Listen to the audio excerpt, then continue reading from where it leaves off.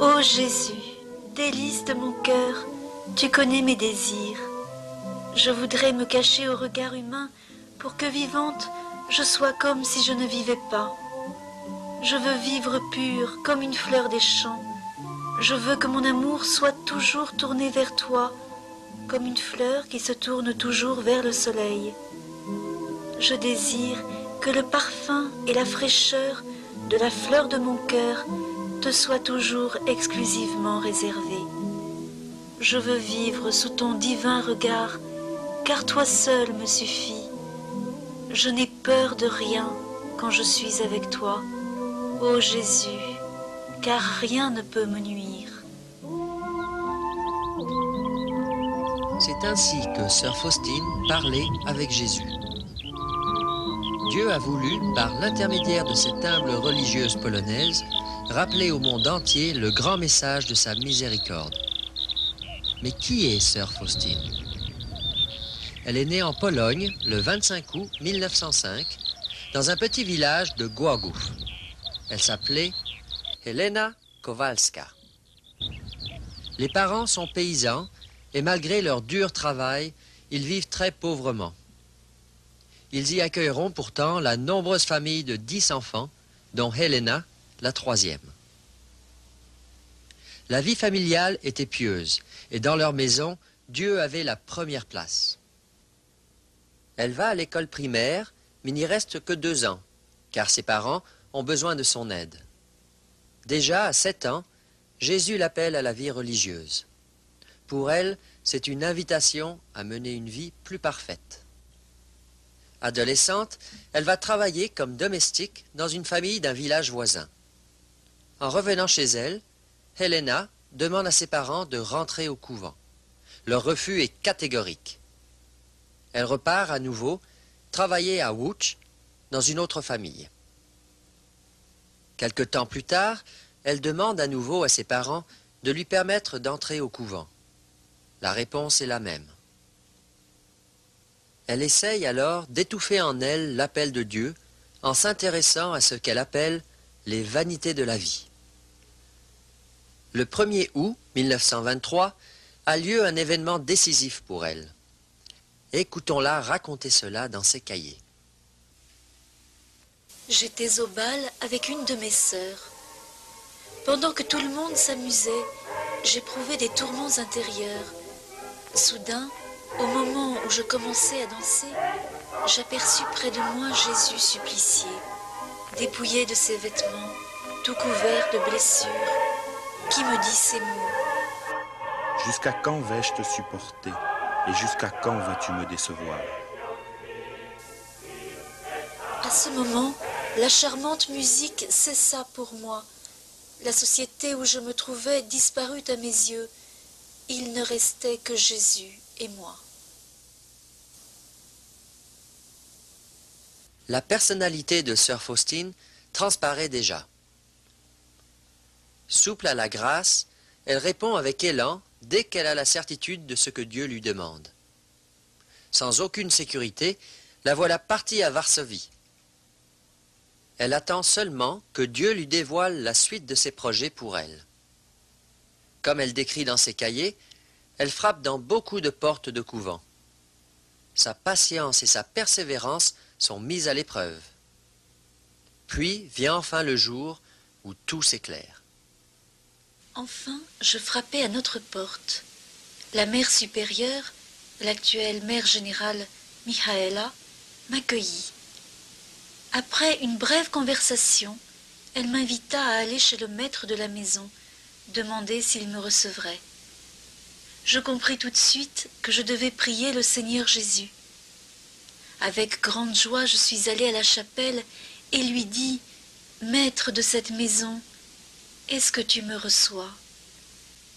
Et tout de suite, j'entendis « Je t'accepte, tu es dans mon cœur. » Quand je sortis de la chapelle, la mère supérieure me demanda « Eh bien, est-ce que le Seigneur t'a reçu ?» « Oui, lui répondis-je. « Si le Seigneur t'a reçu, je te reçois aussi. » Le 1er août 1925, Elle entre comme postulante dans la congrégation des religieuses de la Divine Mère de Miséricorde.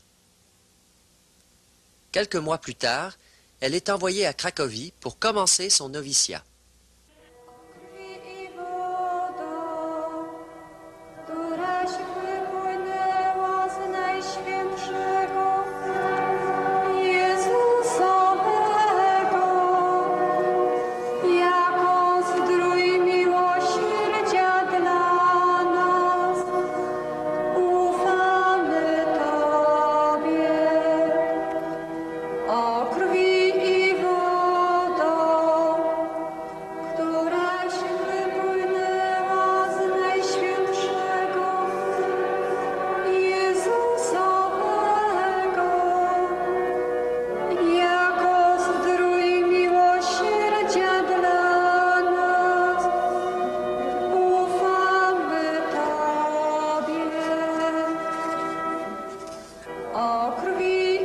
La vocation propre de la congrégation est de s'occuper des filles et des femmes en danger de se perdre dans le monde ou qui ont besoin d'une protection spéciale.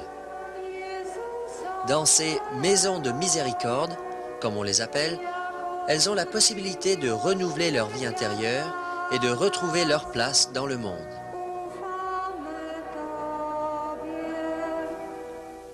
Jésus l'a conduite justement ici, dans cette communauté dont la mission particulière est de sauver les âmes. Toute sa vie et sa mission ont été orientées pour sauver les âmes perdues. On peut dire qu'ici, le Maître, c'est Jésus. Il nous enseigne de quelle façon il faut s'approcher de l'être humain. Comment savoir se pencher sur sa misère? Le plus important, c'est de ne pas le rejeter, mais de voir en lui sa grandeur comme enfant de Dieu. Un groupe de religieuses éducatrices a comme tâche l'éducation de ces filles et de ces femmes qui ont besoin d'un profond renouveau moral. Un autre groupe des sœurs converses s'occupe des travaux auxiliaires nécessaires pour que la maison puisse fonctionner. Comme Helena a très peu d'instruction, elle est acceptée pour assumer les tâches les plus humbles de la communauté. Ainsi, toute sa vie, elle travaille comme cuisinière, puis comme jardinière et à la fin, comme portière. Le noviciat commence par une cérémonie de prise d'habit durant laquelle elle a reçu son nouveau nom, Sœur Maria Faustina. Dès son postulat, la vie communautaire l'oblige à des rudes combats. À la cuisine, un lourd travail l'attend chaque jour. Jamais on ne l'entend se plaindre. Elle met tout son cœur à l'ouvrage. La grande quantité de travail n'empêche en rien son ascension spirituelle. Quoi qu'elle fasse, c'est pour Dieu et avec lui. Lorsque le dégoût et le sentiment de monotonie de mes devoirs s'emparent de moi, je me rappelle que je suis dans la maison du Seigneur, où il n'y a rien de petit, où de ma petite action, accomplie d'une manière divinisée, dépend la gloire de l'Église et le progrès de plus d'une âme. Il n'y a donc rien de négligeable dans une congrégation religieuse. Pendant cette période difficile, Sœur Faustine est aidée et soutenue par le père Andrasch, qui est confesseur des religieuses au couvent de Cracovie. Il deviendra son directeur de conscience pendant les 2 dernières années de sa vie.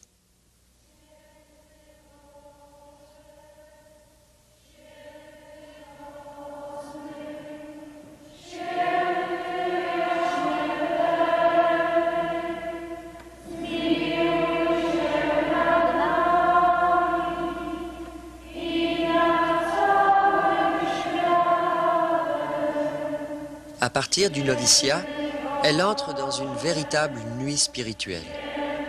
Elle ne ressent plus sensiblement la présence du Seigneur. Sa prière devient sèche et lui demande de grands efforts. Elle découvre sa misère, son péché, et que, sans Dieu, elle n'est rien.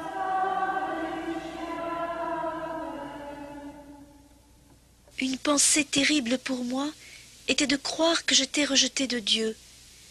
Puis d'autres pensées me venaient. Pourquoi tâcher d'acquérir des vertus, de faire de bonnes actions? Pourquoi se mortifier et s'anéantir? À quoi bon faire des vœux? À quoi bon prier? À quoi bon se sacrifier et s'anéantir?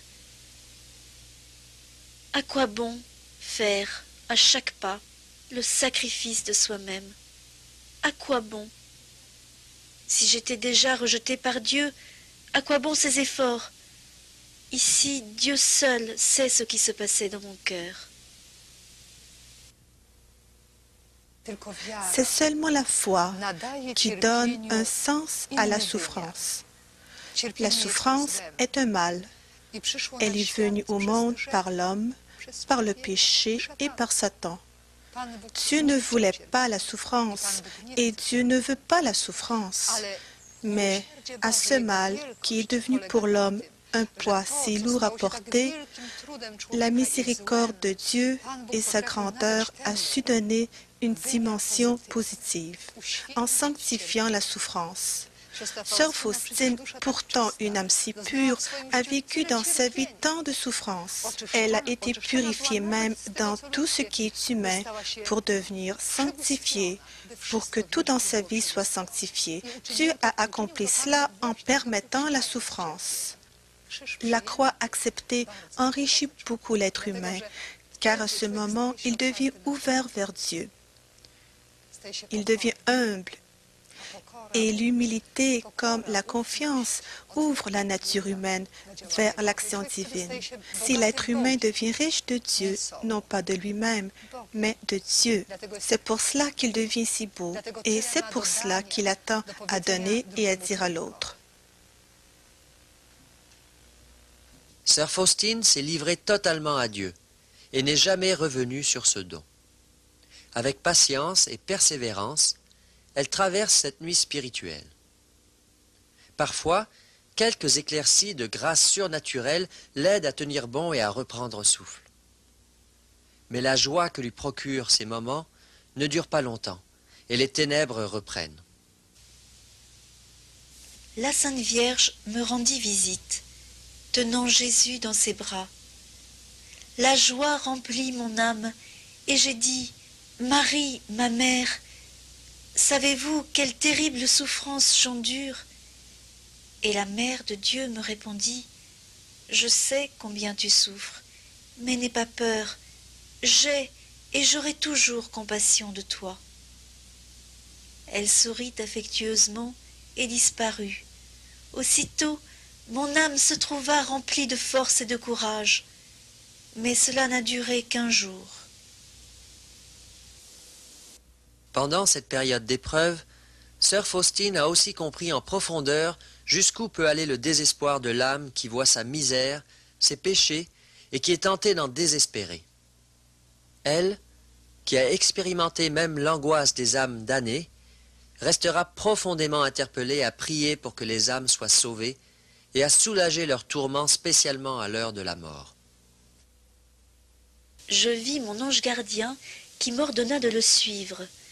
En un instant, je me trouvais dans un endroit enfumé, rempli de flammes, où se trouvait une multitude d'âmes souffrantes qui prient avec ferveur, mais sans efficacité pour elles-mêmes. Nous seuls pouvons les aider. Les flammes qui les brûlaient ne me touchaient pas. Mon ange gardien ne me quittait pas un seul instant. Et je demandais à ces âmes quelle était leur plus grande souffrance. Elles me répondirent d'un commun accord que c'était la nostalgie de Dieu. J'ai vu la Sainte Vierge visitant les âmes au purgatoire. Elle l'appelle étoile de la mer. Elle leur apporte du soulagement. Je voulais encore leur parler, mais mon ange gardien m'avait déjà donné le signal du départ. Nous sortions de cette prison de douleur quand Dieu a dit « Ma miséricorde ne veut pas cela, mais la justice l'exige. » Depuis ce moment, je suis en relation plus étroite avec les âmes souffrantes.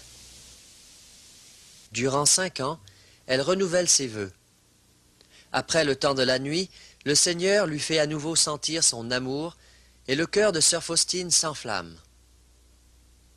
Dans son journal, Écrit par obéissance à son confesseur, sœur Faustine raconte ce qui lui est arrivé, ce que le Seigneur lui a fait vivre et découvrir, les grâces de sa miséricorde et sa joie d'y répondre. Depuis que j'ai aimé Dieu de tout mon être, de toute la force de mon cœur, la peur a cédé. Et quoique l'on me parle de sa justice, je n'ai pas du tout peur de lui, car par expérience, je sais que Dieu est amour, et que son esprit est paix. Et je vois maintenant que mes actes inspirés par l'amour sont plus parfaits que ceux que j'ai accomplis par crainte. J'ai mis ma confiance en Dieu, et je n'ai peur de rien. Je m'en suis remise à sa sainte volonté.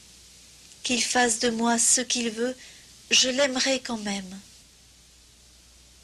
Le 1er mai 1933, ici, dans cette chapelle, elle a fait ses vœux perpétuels en présence de l'évêque Rospon. La présence divine me pénétra. Mon âme fut plongée en Dieu et inondée d'un tel bonheur que je ne puis le décrire même en partie.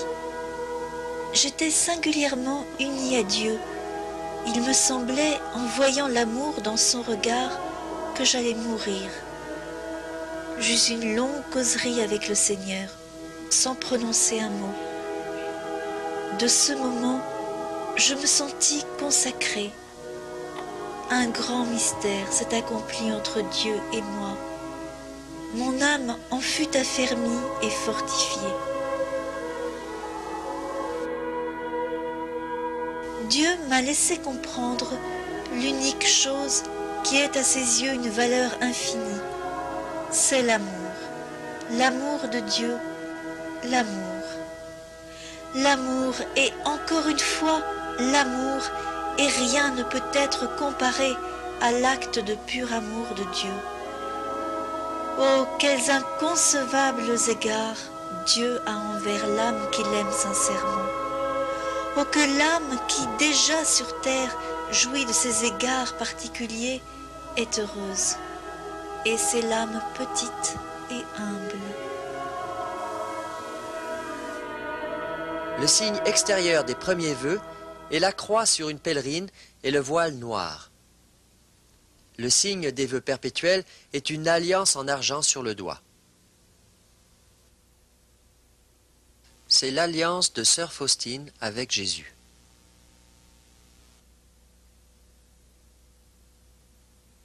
Voici le chapelet de sœur Faustine qu'elle a usé dans la prière incessante pour sauver les âmes des pécheurs. Je fus soudain éveillée, et je sentis distinctement qu'il y avait auprès de moi un esprit qui demandait ma prière. Une force me contraint tout simplement à la prière. Ma vision est purement spirituelle, par une soudaine lumière qu'en cet instant Dieu m'accorde. Je prie jusqu'au moment où je sens la paix en mon âme. La durée n'est pas toujours la même. L'abandon total de sœur Faustine à la volonté de Dieu, sa confiance illimitée en la miséricorde et sa forte intercession pour sauver les âmes provoquent la colère de celui qui est l'ennemi de l'amour. Sœur Faustine ne nous détaille pas abondamment les attaques du malin, mais elle relate quelques faits qui indiquent combien le diable l'a en horreur. Alors que je priais pour les pécheurs et que j'offrais toutes mes souffrances, l'esprit du mal ne put supporter cela. Et un spectre me dit, « Ne prie pas pour les pécheurs, mais pour toi-même, car tu seras damné. » Sans tenir aucunement compte de Satan, j'ai prié avec une ferveur accrue pour les pécheurs. Le mauvais esprit hurla de colère. « Ah, si j'avais pouvoir sur toi !» et disparut.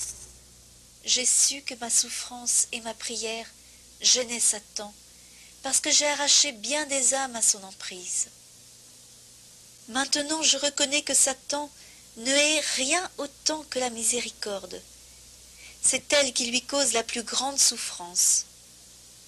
Il est aussi donné à sœur Faustine de connaître le terrible état de l'âme en enfer.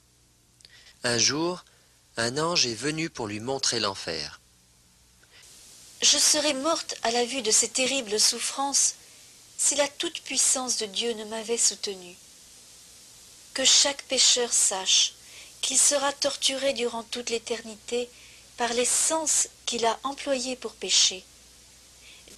Moi, sœur Faustine, par ordre de Dieu, j'ai pénétré dans les abîmes de l'enfer pour en parler aux âmes et témoigner que l'enfer existe. Pour qu'aucune âme ne puisse s'excuser, disant qu'il n'y a pas d'enfer, ou que personne n'y a été et ne sait comment c'est. Les démons ressentaient une grande haine envers moi. Quand je suis revenue à moi, je ne pouvais pas apaiser ma terreur de ce que les âmes y souffrent si terriblement. Aussi, je prie encore plus ardemment pour le salut des pécheurs. Sans cesse, j'appelle la miséricorde divine sur eux. Sœur Faustine est aussi simple à la grâce qu'attentive à rester dans l'obéissance vis-à-vis de ceux qui ont charge de son âme. C'est cette obéissance exemplaire qui, toute sa vie, la garde dans l'humilité, la protège de toute illusion spirituelle et la conduit sur les chemins de la sainteté. Dans sa vie, Sœur Faustine a beaucoup souffert. Pendant les dernières années, elle est malade de la tuberculose. La vie communautaire l'oblige à des rudes combats. La grande quantité de travail n'empêche en rien son ascension spirituelle. Tout ce qu'elle fait est pour Dieu et avec Dieu. Sœur Faustine est souvent assaillie par les attitudes malveillantes de certaines sœurs, qui ne se doutent pas de sa vie mystique, qui reste secrète. Mon cœur est la demeure permanente de Jésus. Personne n'y a accès que lui. C'est en Jésus que je puise la force de combattre les difficultés et les contrariétés. Je désire passer en Jésus pour pouvoir me donner complètement aux âmes. Sans lui, je ne pourrais m'approcher d'elles, car je sais ce que je suis. J'absorbe Dieu en moi pour le donner aux âmes.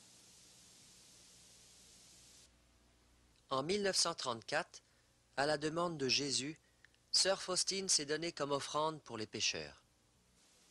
Cette offrande consiste à accepter avec une entière soumission à la volonté divine toutes les souffrances, les peurs, les frayeurs dont les pécheurs sont remplis.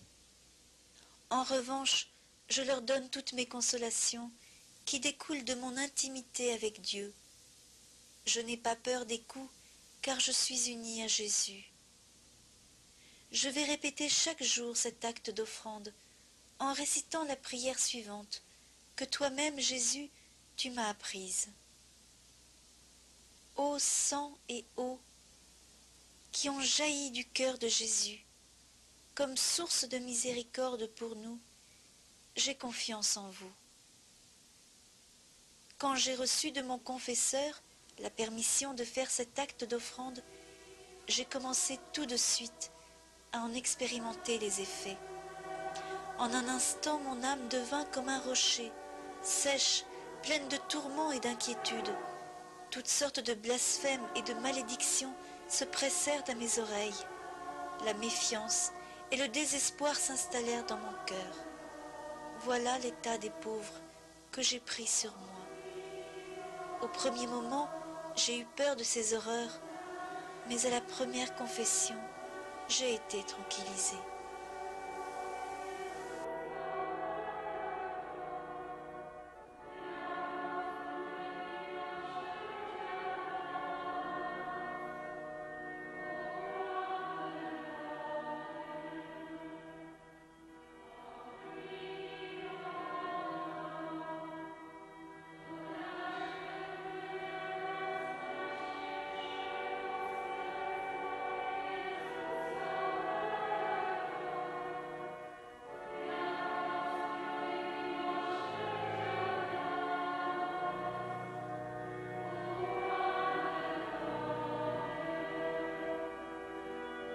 Sœur Faustine a reçu de Dieu beaucoup de dons extraordinaires, particulièrement de saisir le mystère de l'infinie miséricorde divine pour que le monde la connaisse. Elle a eu de nombreuses visions, des extases, des stigmates cachés, le don de prophétie. Quand elle rencontrait un pécheur, elle avait le don de voir l'état de son âme pour le sauver. Elle a eu aussi les grâces mystiques d'union avec Dieu, que nous trouvons dans la vie des saints. Les spécialistes de la vie mystique, des théologiens, la considèrent comme l'une des plus grandes mystiques de l'Église.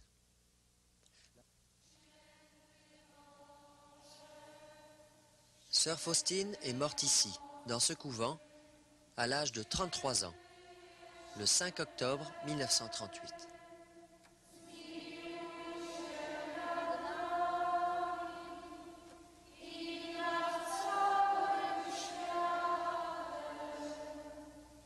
Elle a été enterrée au cimetière du couvent, au fond du jardin.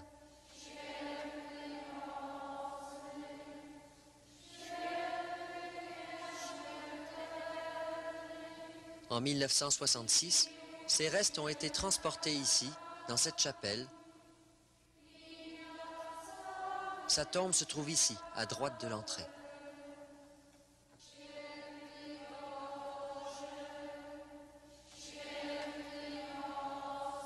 C'est cette simple, peu instruite et humble religieuse, qui était cuisinière, jardinière et portière, que Jésus envoie vers toute l'humanité avec sa miséricorde.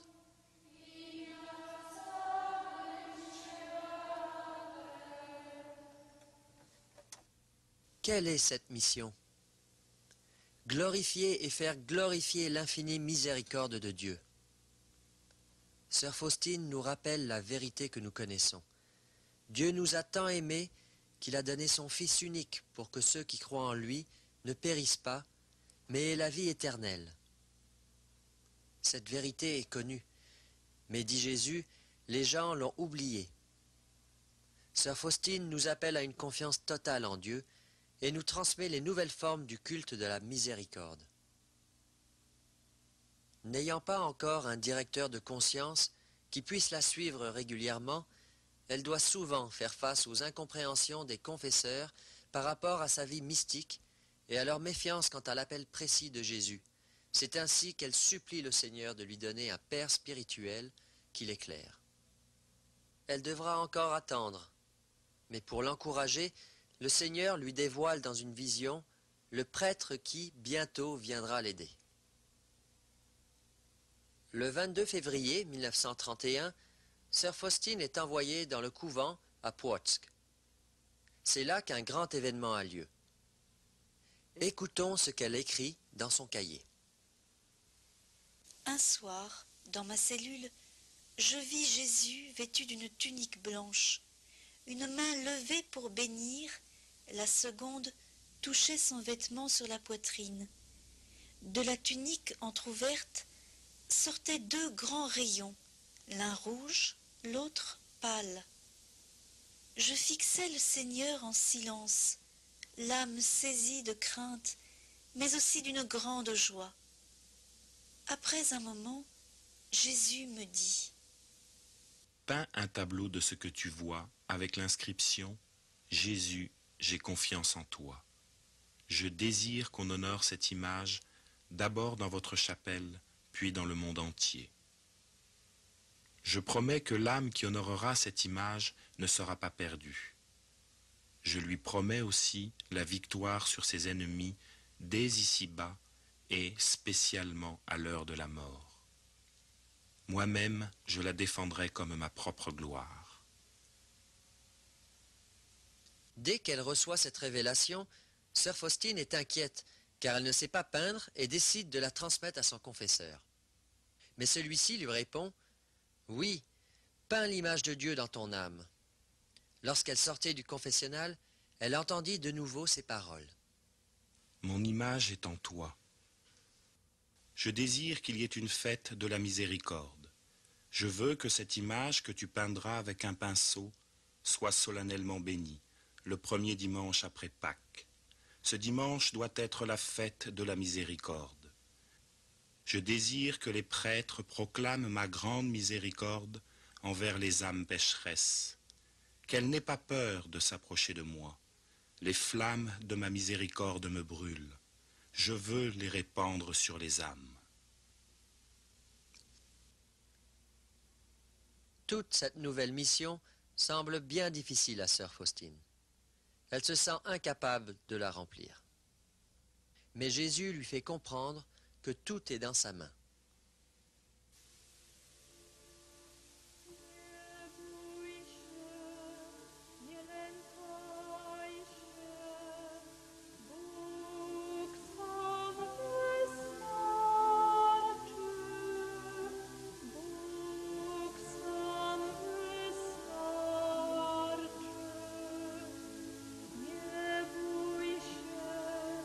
N'aie pas peur, ne crains rien. Aie confiance. Dieu seul te suffit. Dieu seul te suffit.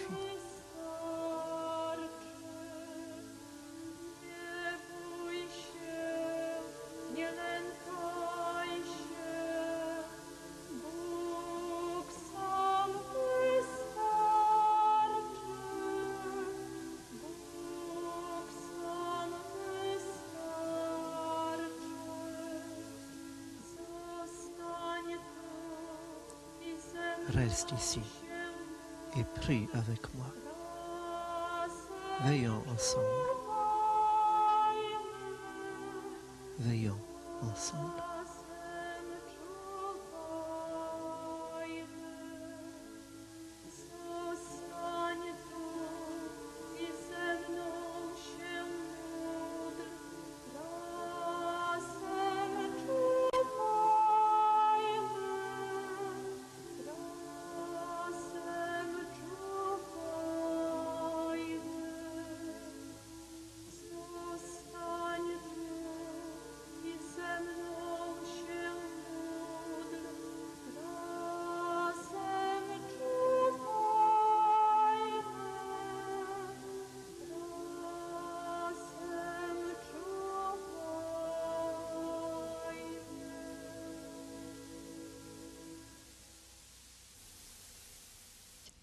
Je sens que je suis unie au Seigneur si étroitement que je ne trouve pas de mots pour bien définir cette union. Il me suffit, lui seul, l'unique. En lui, je vois tout et rien sans lui.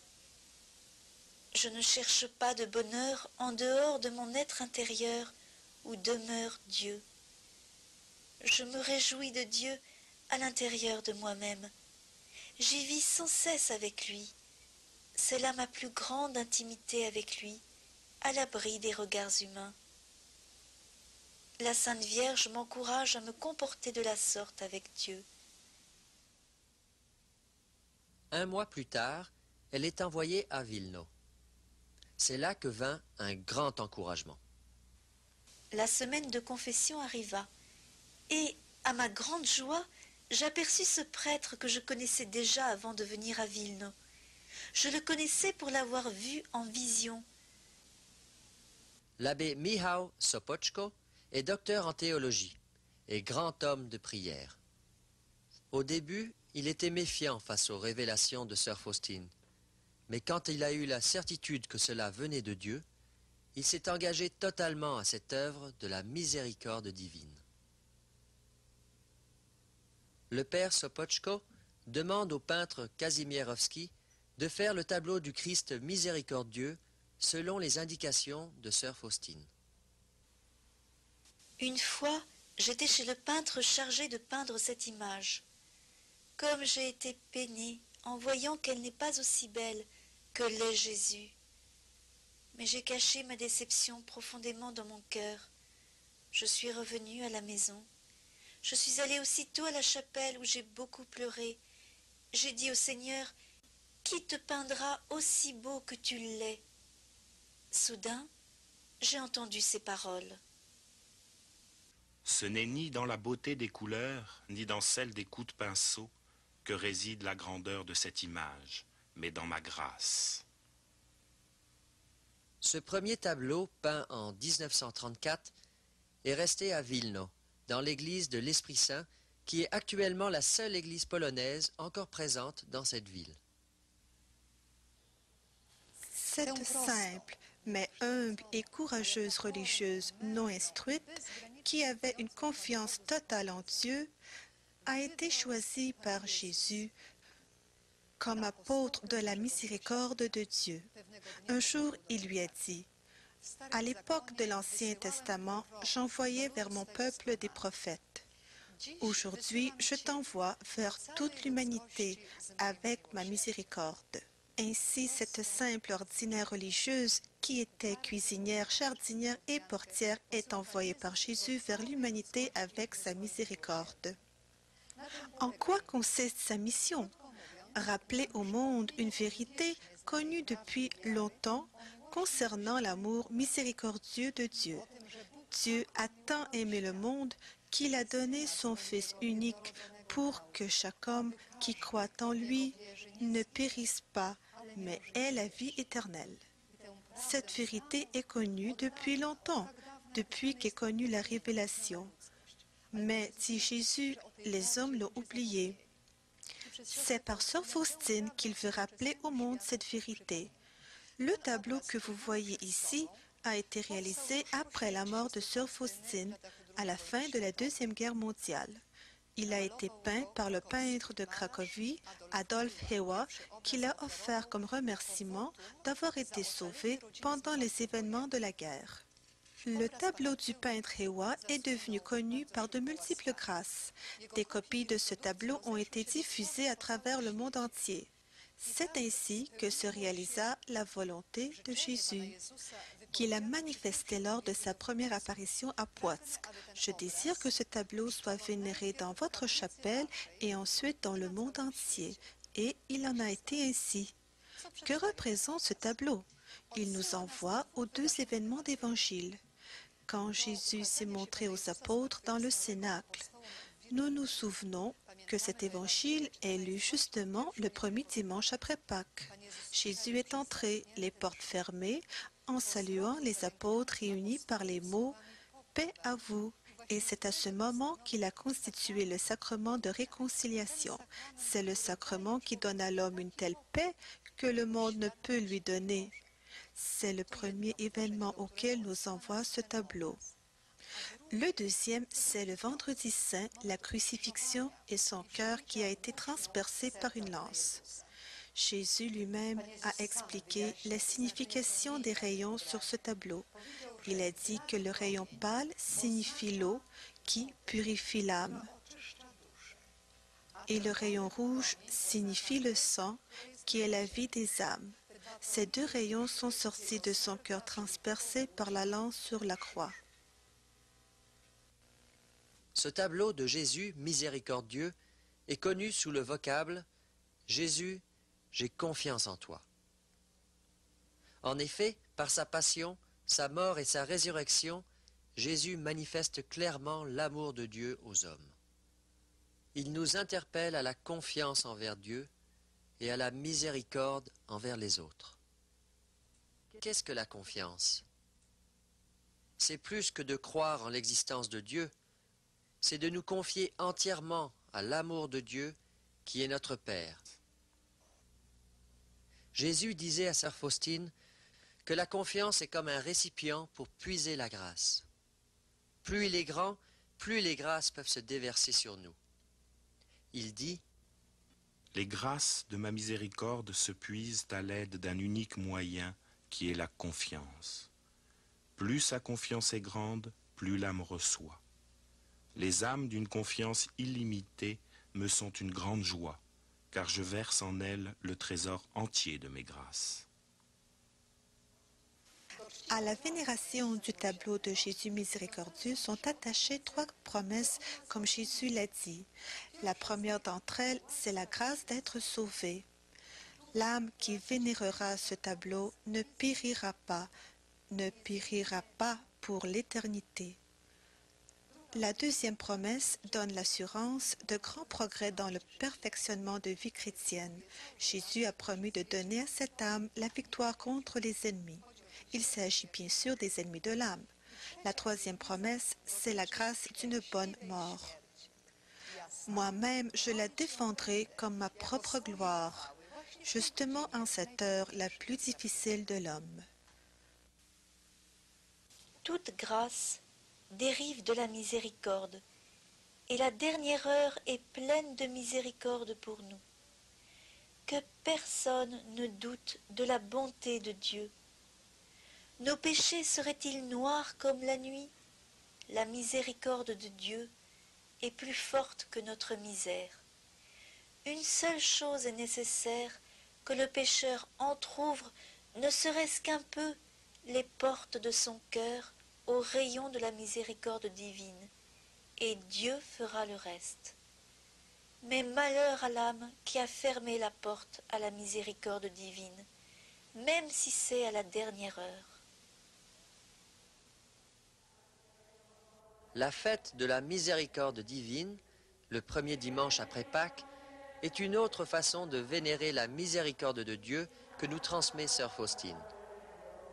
Pour préparer cette grande fête dans la prière, on commence le vendredi saint une neuvaine, que sœur Faustine appelle la grande neuvaine.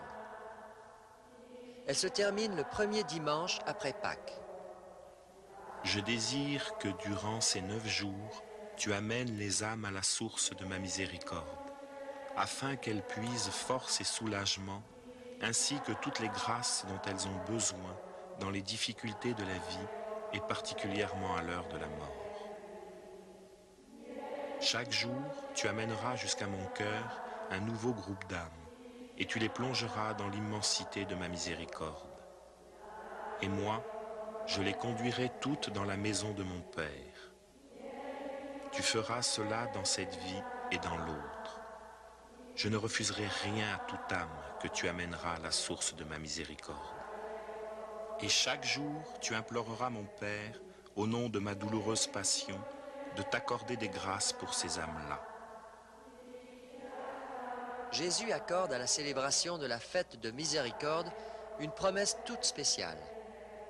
Toute âme qui en ce jour s'approchera de la source de vie par la confession et la sainte communion obtiendra le pardon complet de ses fautes et la remise de leur punition. C'est une grâce plus grande que les indulgences. Elle exige le rejet de tout attachement au péché et d'avoir une confiance totale en Dieu Père et demande de notre part un amour actif de charité envers notre prochain.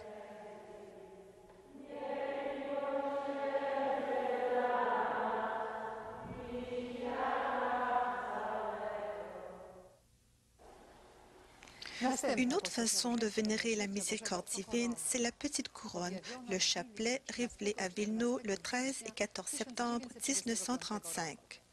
Sœur Faustine, dans sa cellule, a aperçu un ange, exécuteur de la colère de Dieu. Quand elle a vu ce signe de la colère divine, elle a eu très peur et elle a commencé à supplier l'ange de s'arrêter quelques instants et que le monde fera pénitence. Elle écrit qu'à ce moment, elle s'est trouvée en présence de la majesté de la Sainte Trinité et qu'elle n'a pas osé redire cette supplication. La grandeur de sa majesté me pénétra jusqu'au fond de l'âme, et je n'osais plus répéter mes supplications. Au même instant, je sentis en mon âme la force de la grâce de Jésus qui habite en mon âme. À l'instant même où je pris conscience de cette grâce, j'ai été enlevée devant le trône de Dieu. Oh, qu'il est grand notre Seigneur et notre Dieu, inconcevable est sa sainteté. J'ai commencé à supplier Dieu pour le monde par des paroles entendues intérieurement. Alors que je priais ainsi, j'ai vu l'impuissance de l'ange qui ne pouvait accomplir la juste punition qui revient de plein droit au péché. Je n'avais jamais encore prié avec tant de force intérieure. Père éternel, je t'offre le corps, le sang, l'âme et la divinité de ton cher Fils bien-aimé, notre Seigneur Jésus-Christ, en réparation pour nos péchés et de ceux du monde entier. Par sa douloureuse passion, prends pitié de nous et du monde entier. Quand elle a senti en son âme la force de l'action de Jésus, elle s'est mise à prier avec lui avec des mots de la petite couronne, le chapelet à la miséricorde divine. C'est alors qu'elle a vu que la punition de Dieu a été repoussée de la terre. Le lendemain, quand elle est entrée dans la chapelle, Jésus lui a enseigné encore une fois comment réciter ce chapelet à la miséricorde divine. Au début, tu diras le Notre Père, l'Ave et le Credo. Puis, comme sur un chapelet ordinaire, sur des gros grains, tu diras Père éternel, je t'offre, etc. Sur les petits grains, par sa douloureuse passion. Et pour finir, Dieu saint, Dieu fort, Dieu immortel, prends pitié de nous et du monde entier. À cette prière, Jésus a attaché aussi des promesses extraordinaires. À part les promesses globales, les promesses détaillées concernent l'heure de la mort. Le Seigneur Jésus promet la grâce d'une bonne mort et d'une calme mort, non seulement à ceux qui diront eux-mêmes ce chapelet, mais aussi aux mourants, auprès de qui les autres prieront avec ces paroles. C'est une très grande promesse. Jésus a dit que même le pécheur le plus endurci, s'il dit au moins une fois ce chapelet, obtiendra la grâce de sa miséricorde. Les prêtres la donneront aux mourants comme une dernière planche de salut. C'est alors que Jésus a dit, « Moi-même, je me mettrai entre cette âme et le Père, car Jésus est mort aussi pour cet homme sur la croix. » Dans la chapelle à Cracovie, les religieuses récitent le chapelet à la miséricorde divine.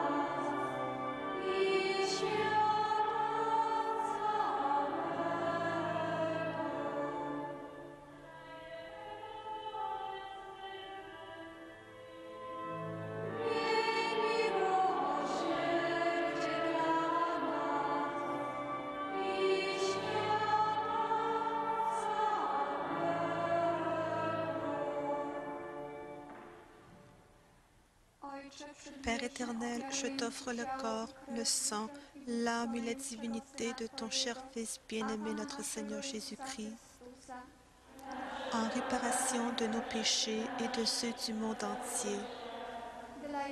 Par sa douloureuse passion, prends pitié de nous et du monde entier.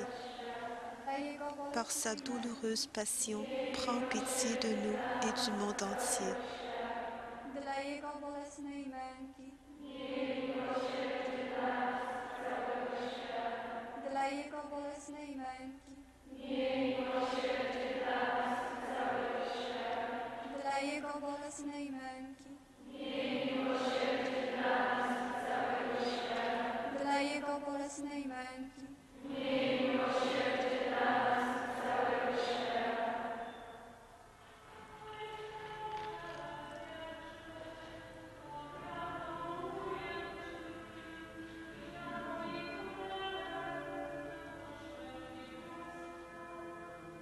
Ma miséricorde enveloppera les âmes qui réciteront ce chapelet pendant leur vie et surtout à l'heure de la mort.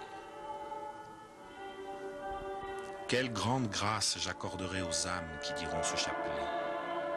Les profondeurs de ma miséricorde sont émues pour ceux qui disent ce chapelet. Inscris ces mots, ma fille. Parle au monde de ma miséricorde. C'est un signe pour les derniers temps. Après viendra le jour de la justice. Tant qu'il en est temps que les hommes aient recours à la source de ma miséricorde, qu'ils profitent du sang et de l'eau qui ont jailli pour eux.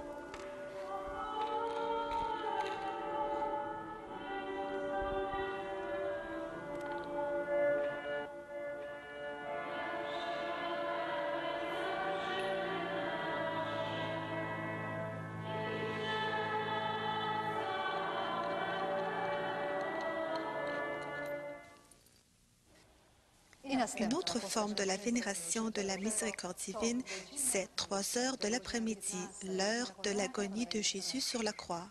Jésus a dit ainsi, « À chaque fois, quand tu entendras l'horloge sonner 3 heures, plonge-toi tout entière dans ma miséricorde en l'adorant et en la glorifiant. Appelle sa puissance pour le monde entier et particulièrement pour les pauvres pécheurs. En cette heure est venue la grâce pour le monde entier. La miséricorde a vaincu la justice. » Essaye, à cette heure-là, de faire le chemin de croix autant que tes occupations te le permettent. Quand tu diras cette invocation pour un pécheur, avec un cœur contrit et avec foi, je lui donnerai la grâce de la conversion. Voici cette prière. Sang et eau, sortis du Sacré-Cœur de Jésus, comme source de la miséricorde pour nous, j'ai confiance en vous. En cette heure, Jésus a donné sa vie pour toi. En cette heure, le ciel a été ouvert pour toi. Unis-toi à Jésus sur la croix, remercie-le en te confiant à sa miséricorde, en suppliant pour le monde entier. En cette heure sainte, une multitude de personnes s'unissent dans la prière. Si tu es occupé, dis au moins « Jésus, j'ai confiance en toi. Jésus, j'ai confiance en toi. » Pendant la méditation du matin, la présence de Dieu m'a enveloppée d'une façon spéciale, en voyant la grandeur incommensurable de Dieu et en même temps son abaissement jusqu'à la créature. Soudain, je vis la Mère de Dieu qui me dit que l'âme qui suit fidèlement le souffle de la grâce est agréable à Dieu. J'ai donné au monde le Sauveur, et toi, tu dois parler au monde de sa miséricorde et préparer le monde à la seconde venue de celui qui viendra, non comme Sauveur miséricordieux, mais comme juste juge. Oh, comme ce jour est terrible! Le jour de la justice a été décidé, le jour de la colère de Dieu. Les anges tremblent devant lui. Parle aux âmes de cette grande miséricorde, tant que c'est le temps de la grâce.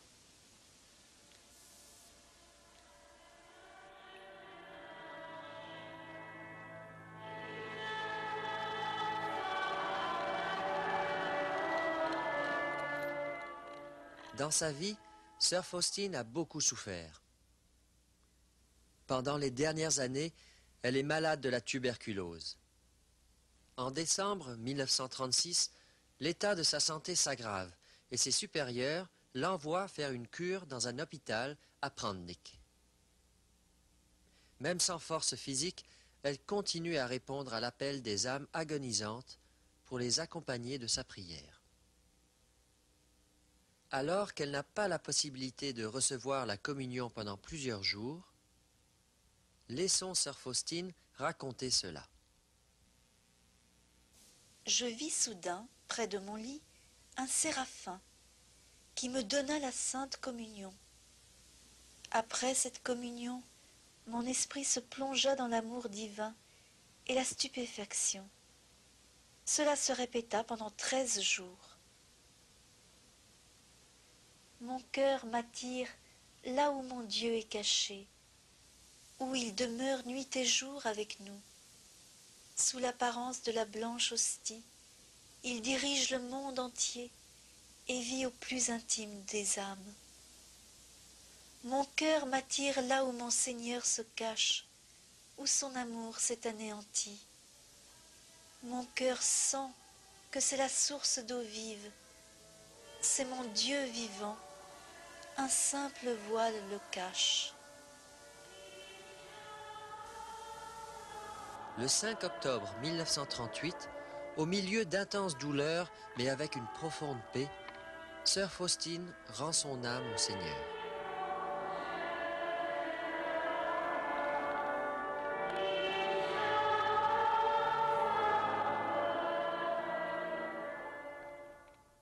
Avant sa mort, quand elle était très malade, à un moment, Sœur Faustine a dit qu'elle sent que sa mission ne s'arrêtera pas avec la mort, mais au contraire qu'elle va commencer. Nous sommes bien conscients de cela. Pendant toute sa vie, connue de personne, elle est restée pauvre, simple petite religieuse et maintenant elle est allée dans le monde entier. Pendant la dernière fête de la Miséricorde après Pâques, il y avait plus de 80 000 personnes qui sont venues ici pour prier. C'est pour cela que nous avons construit cet hôtel pour que célébration puisse avoir lieu. À cette occasion, la messe est célébrée par le cardinal. Nous recevons beaucoup de lettres. Dans nos archives, il y a plus de 10 000 grâces enregistrées. Des milliers de pèlerins du monde entier viennent prier ici, sur sa tombe. Après le procès informatif diocésain, ouvert à Cracovie en 1965 par le cardinal Karol Wojtyła, la cause de béatification de Sœur Faustine a été introduite à Rome. La guérison miraculeuse par l'intercession de Sœur Faustine d'une femme américaine que les commissions médicales ont confirmée a été un des éléments nécessaires pour compléter le dossier. La béatification de Sœur Faustine a eu lieu le 18 avril 1993 à Rome.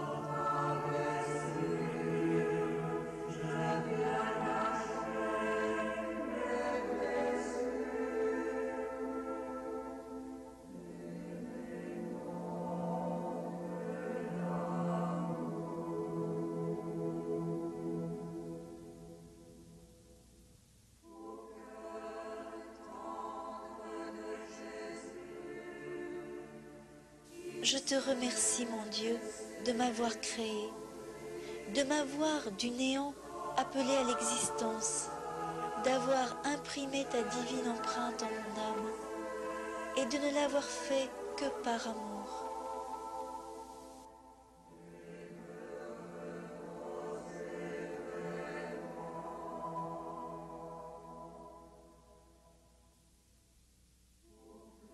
Ô très doux Jésus, qui a gracieusement exigé de moi que je parle de ton inconcevable miséricorde au monde entier. Voici qu'aujourd'hui, je prends en main ces deux rayons qui ont jailli de ton cœur miséricordieux, le sang et l'eau, et je les répands sur tout le globe terrestre, pour que toute âme éprouve ta miséricorde, et l'ayant éprouvée, t'adore pendant l'éternité.